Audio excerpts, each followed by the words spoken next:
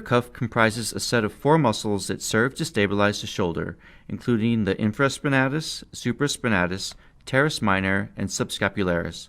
They connect the scapula to the humerus. The tendons of these muscles may become torn where they attached onto the humerus bone due to impact or excessive stress on the shoulder, leading to pain and limited mobility of the region. The most commonly torn rotator cuff muscle is the supraspinatus muscle. Small incisions are made to allow arthroscopic investigation of the damaged region and to allow the instruments to access the region. The damaged tissue surrounding the tear is removed and frayed edges are trimmed and cleared.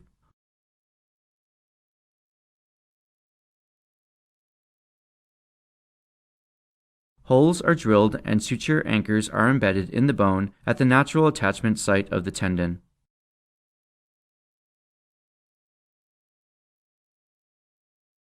Sutures are brought through the tendon and are fixed to the anchor sites.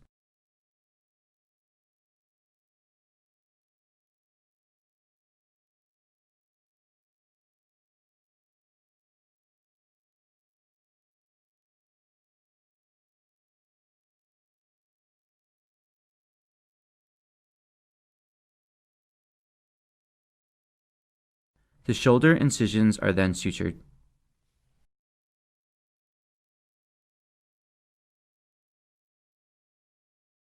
Carpal tunnel syndrome release surgery is a procedure undertaken to relieve the pressure on the median nerve at the wrist, which causes the symptoms associated with carpal tunnel syndrome.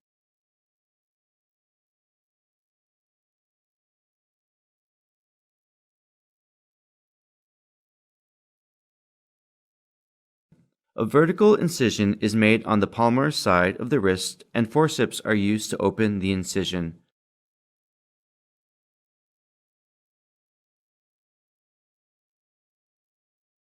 The transverse carpal ligament is identified and cut to relieve pressure on the median nerve, and the incision is then sutured.